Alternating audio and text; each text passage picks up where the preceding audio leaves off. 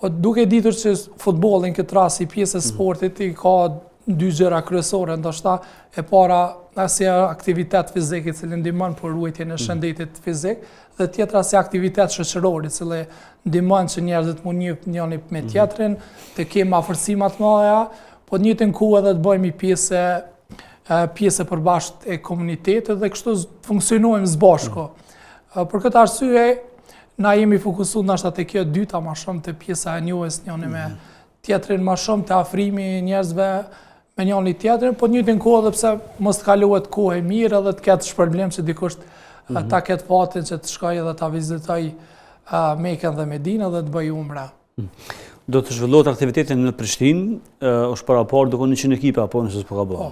Rreth 100 ekipe parashihet me marrë pjesë në këtë turne. Aktiviteti do të zhvillohet në kompleksin Princi në Arbëri ose Dragodan, që njohëm, ato do të janë 3 fusha me bare sintetik dhe do të zhvillohen paralel lojë në secilën fushë derisa të arrijmë te lojët kryesore. Pra 100 ekipe po i bie sikur me pas pjesëmarrje në kampionatin evropian ose botror.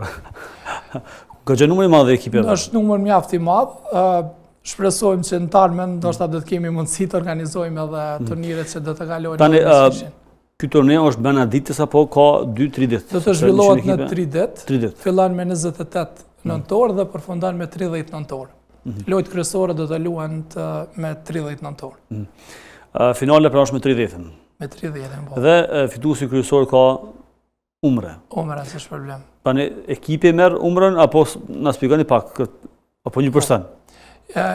Të gjithë lojtarët e ekipit fitues fitojnë numra. Domthonë 5 plus 1 lojtar të cilët janë aktiv në fushë plus 2 rezervë që janë, i bie 7 veta do ta fitojnë numrin.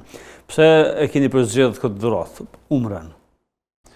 Po mas edhe qëllimi i organizimit është të afrojmë njëri me tjetrin, edhe të njihen më shumë, dhe kemi menduar që një prej shpërblimeve që është pasi që është kupa e xhamatit me interes të veçantë është umra dhe fal edhe prej aty në përkrahësve që ka vendosur me përkrahë edhe me financue këto them për në umre, kemi vendosur që është shpërblimi më i mirë, po na shpresojmë që ata të cilët marrin pjesë dhe nuk fitojnë, të pjesë e këtij shpërblimit me lejen e Zotit, do të jenë pjesë e këtij shpenzimi, secili që merr pjesë në organizim apo si lojtar në këtë turne, shpresojmë që ata do të fitojnë ka shpërblimi i umrës.